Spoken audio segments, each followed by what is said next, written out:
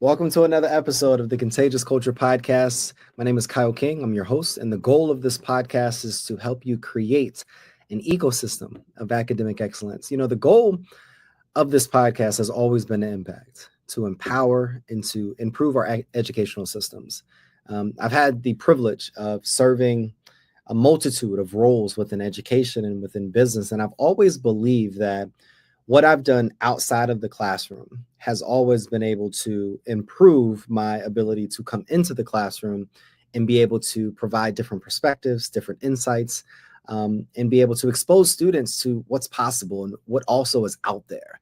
And I think the same is true in any industry. I think oftentimes even industry leaders want to hire outside the organization or outside the environment or industry to be able to have new and fresh ideas, different perspectives, and just create this diversity of ideas and perspectives and ideologies. And that creates, I believe that diversity and inclusion in creates innovation in a sense.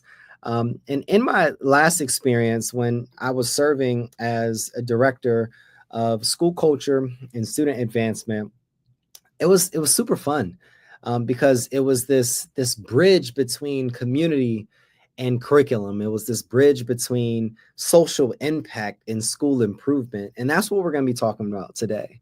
We're going to be talking about this intersection between social impact and how by creating social impact, you can ultimately improve your overall school and community.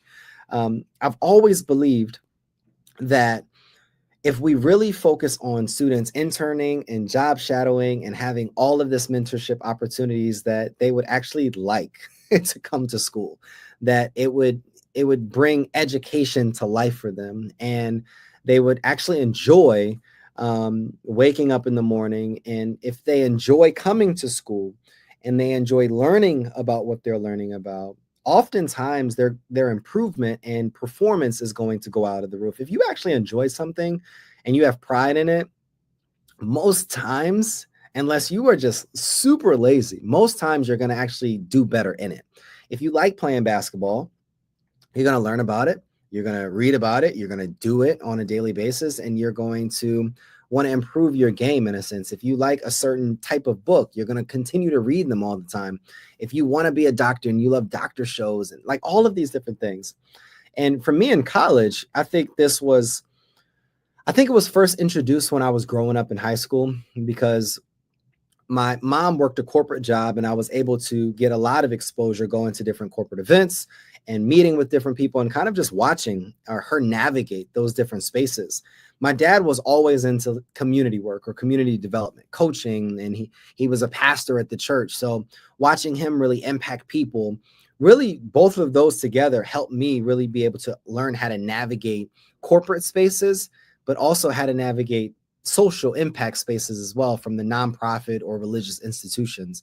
And fusing that together allowed me to go to college and intern with Tennessee Valley Authority and NASA and the USDA, BMW, and all of these different companies. And all of that experience and people and mentorship opportunities really infused who I am today. It was a catalyst to all of the different perspectives and knowledge that I have about different industries today.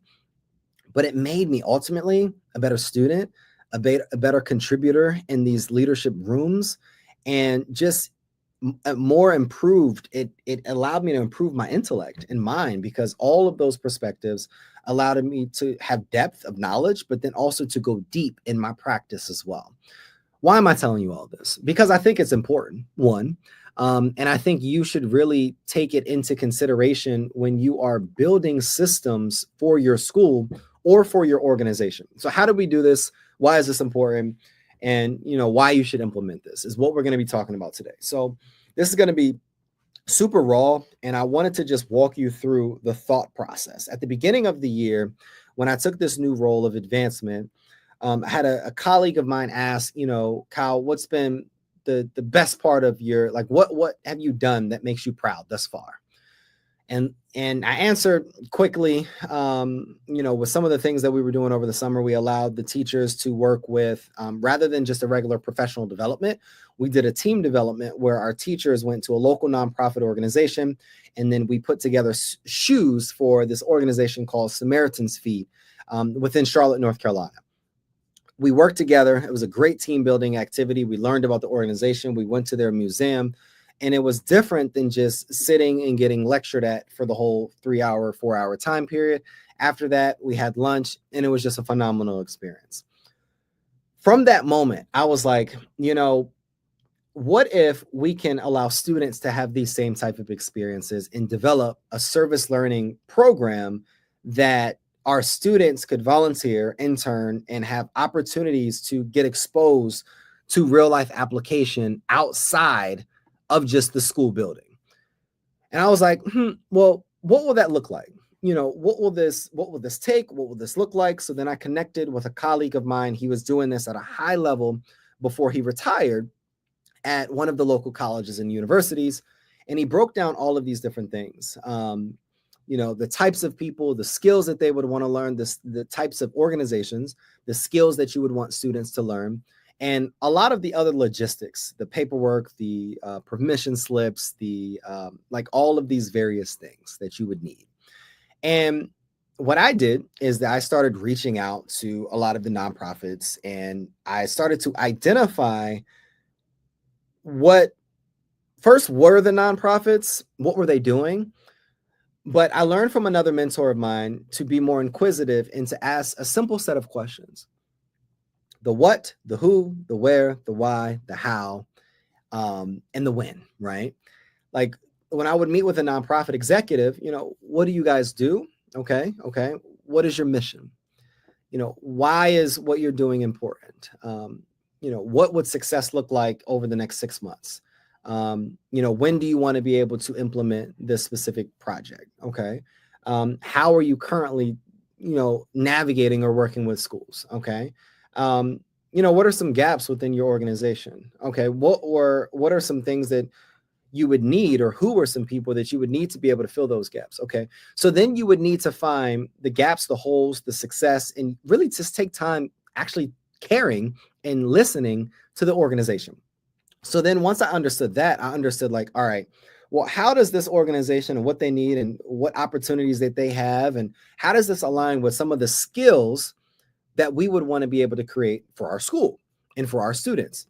So I recognize that students, lack communication skills, leadership skills, ability to problem solve, think critically.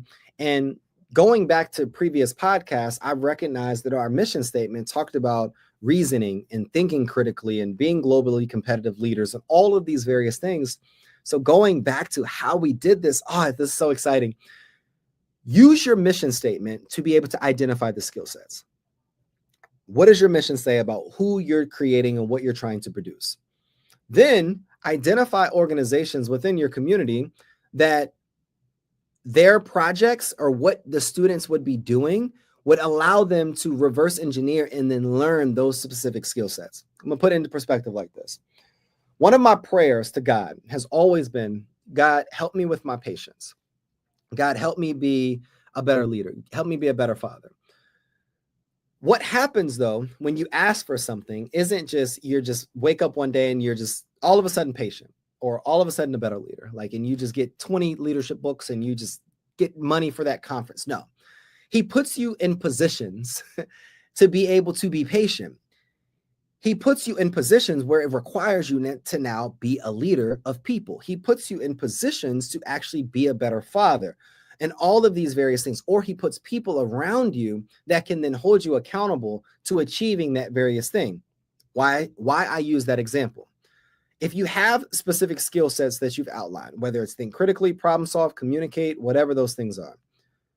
Let's say you work with a certain set of nonprofits and you say, hey, I recognize that your nonprofit is struggling with marketing and reach or engagement.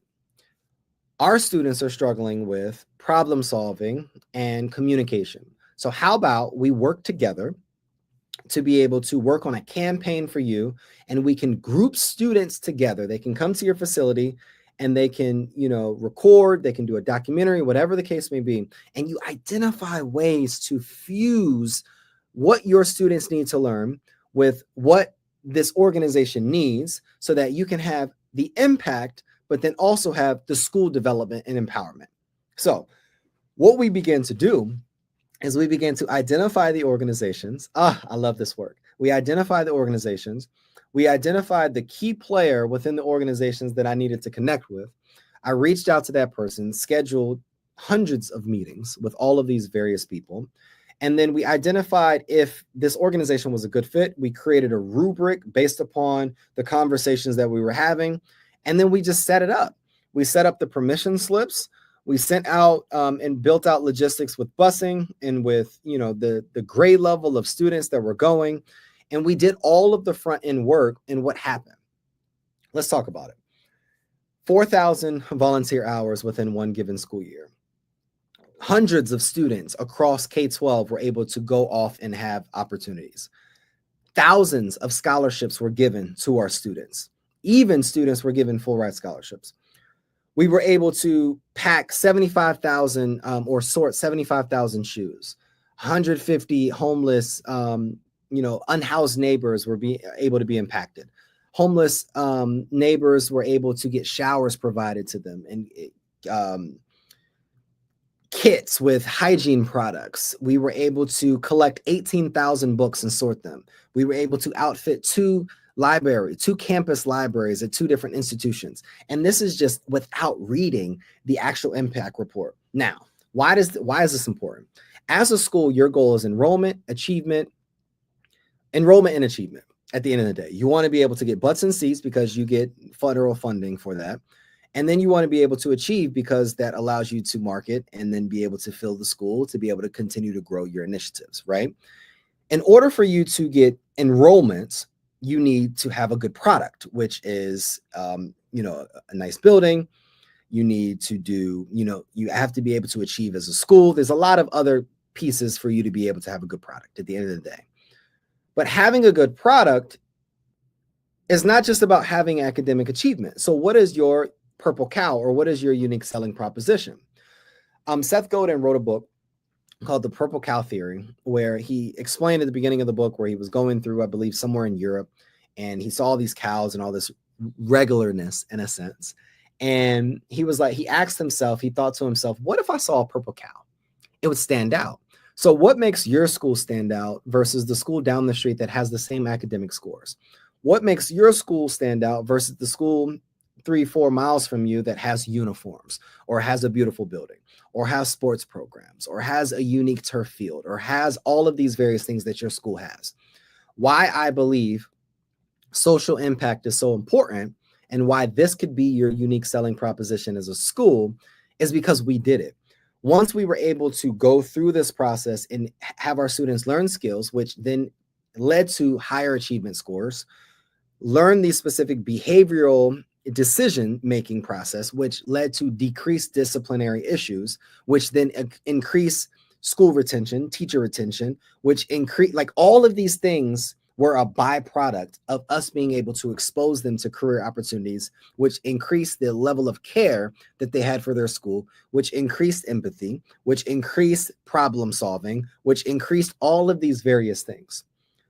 Then that allowed us to show that, hey, our students are out here working with these sets of nonprofits. They're out here creating these types of programs. They're able to get invited to these types of events. We had another program that we were able to do that was called a career panel series, where we would bring in each month, we would have a specific industry featured.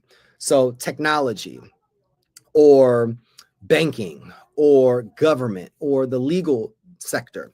And we would bring in various professionals from that specific industry as a panel discussion to simply ask questions or answer questions from students that were fielded. This gave us the ability to then work with donors, with then created sponsorship opportunities, job shadowing, internship opportunities, scholarship opportunities for students. So all of these different things, and I know I'm throwing a lot out there for you, but all of these things led to what? A unique selling proposition. a purple cow strategy, higher achievement scores, decreased disciplinary referrals, increased buy-in from parents, increased reach from a marketing standpoint. And all of the different things were documented. We had the social proof, videos, testimonials from students, descriptions on what all of this was. And then we created an 8-page impact report that then we sent out and just saying thank you to our community partners. Then following into the board meetings, this is an opportunity to communicate to your board, hey, this is the work that we're doing. This is what is important to us as well. And this is why you should continue to fund or get behind this work that we're specifically implementing.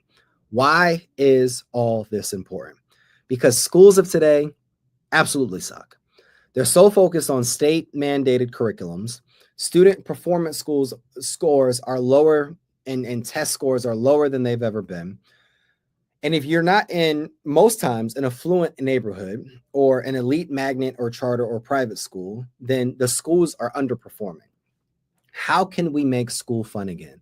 Give students the opportunity to get out of the classroom and give them the opportunity to learn more, grow more, and expose them to opportunities that make education make sense again. Give teachers a break to step out of the classroom curriculum and just connect with their students on a daily basis. Connect with your community and solve problems.